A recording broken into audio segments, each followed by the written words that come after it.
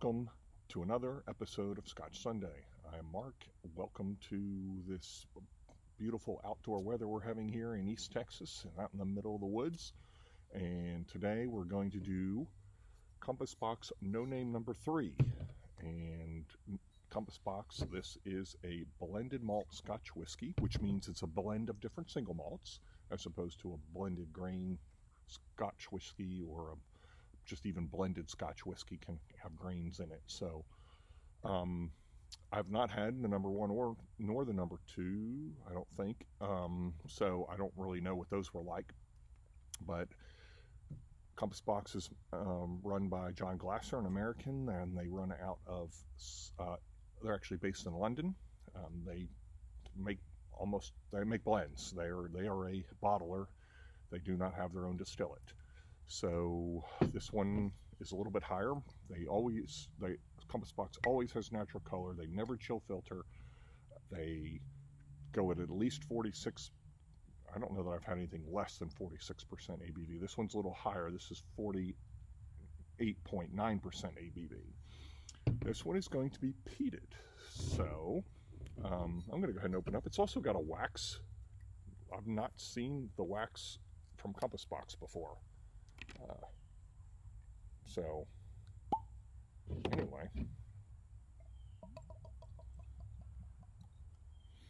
okay, so anyway, let me show it to you in the glass, show it to you in the bottle. I should have done that first. Pretty bottle. I'm gonna roll it, see what that's like, see what it's like. Okay, go ahead and read this to you. All right. The wretched curtain rises on a big boned Baltic and flamboyantly peaty new whiskey. It boasts considerable stage presence despite having no name. The lettering's kind of hard for me to read. It's kind of blurred. Of course, I should probably have my glasses on, but each installment of No Name series has followed common structure. One heavily peated malt whiskey dominates, tempered by a malt whiskey of a contemporary but subtler smokiness. These are supported with unpeated malt whiskeys which convey fruitiness, elegance, and spicy sweetness.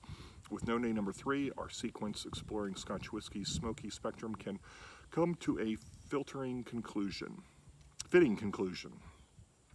Fans of the first No Name will recognize the strumming, tarry intensity while the fruity fragrance hinted at No Name number 2 has been given tropical makeover.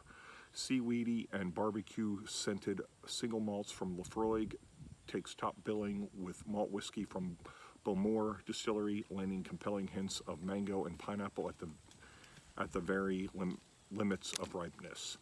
We feel the peatiness of No Name number 3 has an operic quality to it, vibrant and expansive, yet wild yet graceful. There are no considerable weight and renaissance.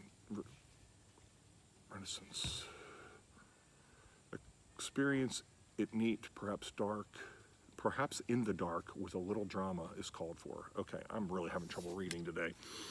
So it's 74.7% Laphroaig, 11.3% from Bowmore, 7.5% Mortlach, 6% Clynelish, and 0.5%. Okay, so the Laphroaig is in recharred hogsheads, the Bowmore is refilled bourbon, the Mortlach is recharred barrels, the Clynelish is refilled sherry butt, and then they have their 0.5% of their Highland single malt blend, which is Tomatin, Glenmorangie, and Belmach, and this is in custom French oak, toasted. So everything on the box is what I just read. Probably should have read it off the box. It's a little clearer on there. Probably could have made would have been easier for me to see. So, okay. Here we go. Put that in there so the box doesn't blow away.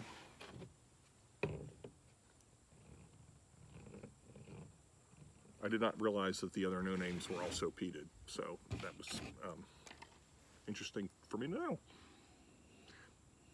Okay. Not what I expected with that much Laphroaig in there. I expected more of the Laphroaig Band-Aidy, and while that's there, it's not as strong as I thought it would be.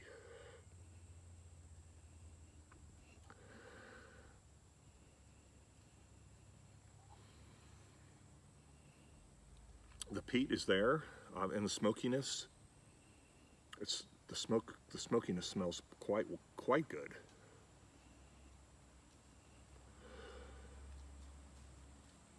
I can get the fruit for sure. The fruitiness does come through. Go with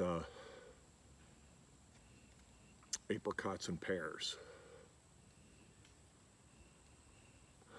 Okay, yeah, the Band-Aidy from the Laphroaig is there, but it's not overpowering like some of the stuff from the Laphroaig. So, all right, let's go into the palate.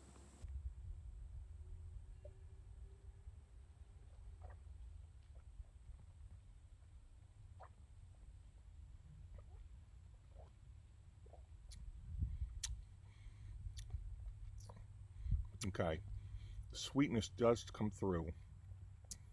Yeah, this is, I'm getting that tar. That's really the strong, not that, again, that Band-Aidy Laphroaig is there. This is more tar. But sweet charred oak.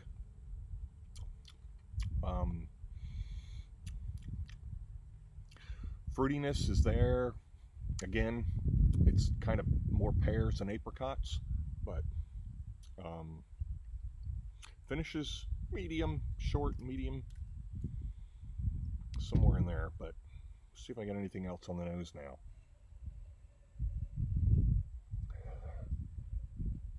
I'm surprised how much the sweetness comes through on this because of how much Laphroaig is in there. I don't think of Laphroaig as being that sweet. I can definitely get the influence of the Mortlach and the Kleinoche.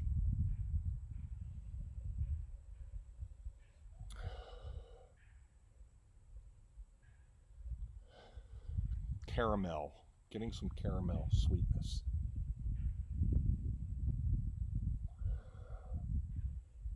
Vanilla, yeah, this is very good. Now, this was a pretty expensive bottle, so, turn it around there.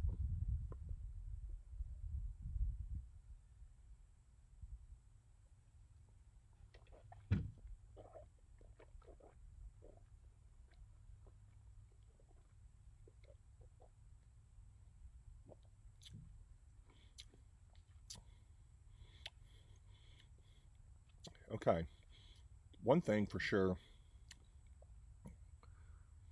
it doesn't taste 48.9%. If I had to guess, I would have this comes out like a 40% ABV.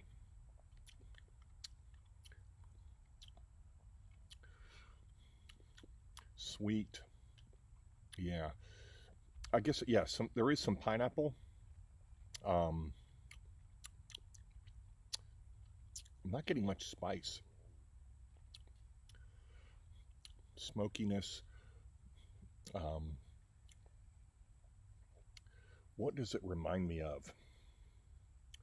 It talks about a barbecue, and I do smoke. I was smoking last weekend, smoking a brisket. So when you tell me barbecue, I'm thinking huge waves of smoke.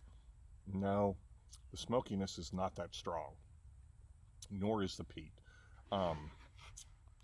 It's pretty well. It's definitely got that. Like I said, this has got the tariness, not so much the Band-Aid, and it's got the sweetness. Despite the small percentage of sweetness that's in there, it does come through. Okay. I like it. I don't love it. Uh, it is different because, again, it doesn't come across as so heavily um, Isla influence that it should have. Um,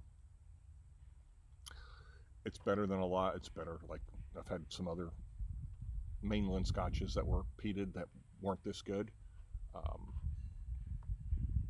however, probably $150 in that neighborhood. Yeah, it's kind of high for that. So the finish is medium short. It reminds me more of like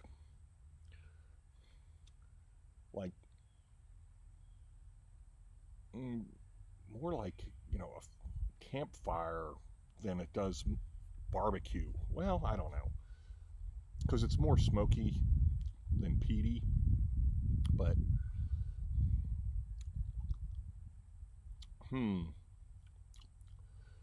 it like kind of reminds me of, I guess, roasted pineapple, I guess, is what comes across to me because of the sweetness.